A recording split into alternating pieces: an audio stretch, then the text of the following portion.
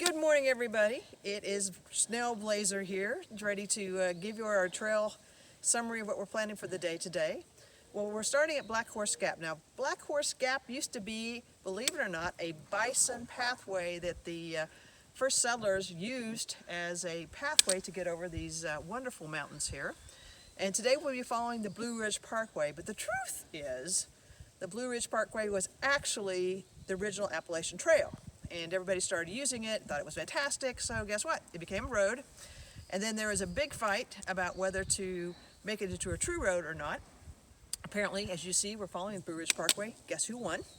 At that point, it actually started in 1935 by Teddy Roosevelt. And then it was finished in 1987 by Ronald Reagan.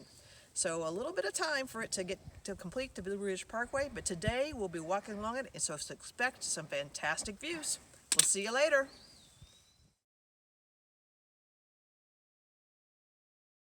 So this is the first of, I think, many crossings of the Blue Ridge Parkway. You'll notice the notification that we're crossing, and of course the AT showing you the right direction to go. I think there's an outlook to see.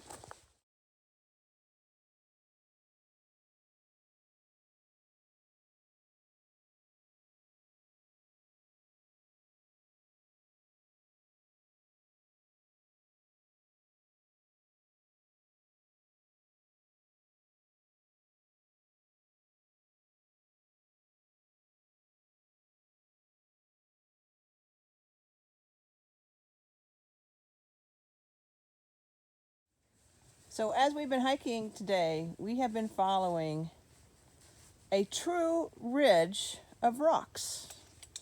And this is actually quartzite ridge.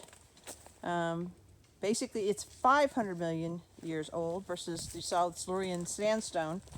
So this is some of the stuff that was the base of it. But as you can see, it continues as far as the eye can see. And we'll probably be following it for today. We'll talk with you later.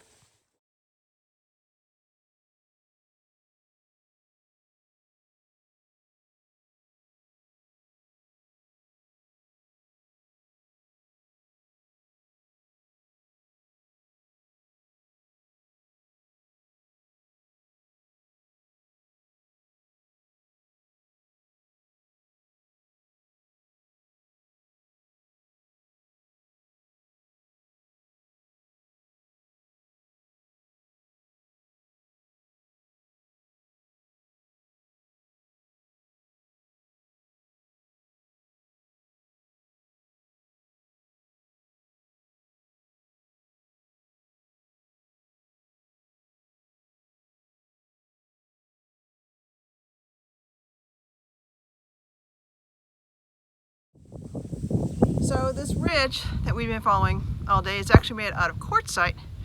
You heard me mention before, it's actually older than Silurian sandstone. The reason why is this is actually one of the fault lines for the tectonic plates for Pangaea when Africa first separated, and then it came back one time, and then it came back the second time, and when it hit the second time, it pushed up all these mountains, but also this is the fault line pushing up all the quartzite and being able to create this wonderful ridge.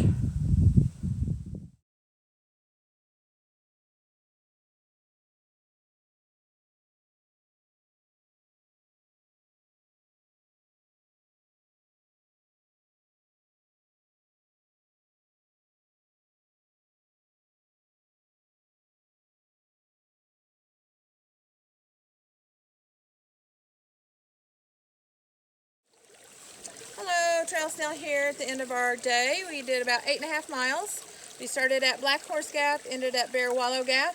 And we saw the Bearwallow. We did see the Bearwallow.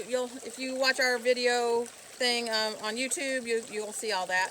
The guidebook we had said it was easy. I would say it was a moderate to easy. There are some pretty steep uphills. They're not necessarily long, but it is kind of strenuous for that little moment in between. If it's a hot day, I would recommend making sure you bring lots of water because though there is tree cover, it's not real thick and there's a lot of open spaces. Other than that, was a really good hike for the day. There's not a lot of water sources. Yeah, and the only water source was actually right here at Bearwallow. Was the last water source. Something we were asked about our yesterday's video about the snake in the trail. If you do have a snake in the trail, the way to get rid of the snake, because that one didn't move on, so we had to help it move on, is to throw like a little stick or a rock in the direction you want it to go in the brush. So it makes they are predators, so you're just pretending you're a mouse or a squirrel and sending it on its way to go find it. So that was the easiest way for us to dispatch it. I can't say that we were successful at first because we tried other things, but that's what we found out worked, and then somebody actually corroborated that with us, so now we know. Other than that, we'll see you tomorrow. Oh, steps. Oh, steps, sorry. I Flights. even got the watch out. Flights, okay. Today's flights were 155, so it's a light day. 155, under 200.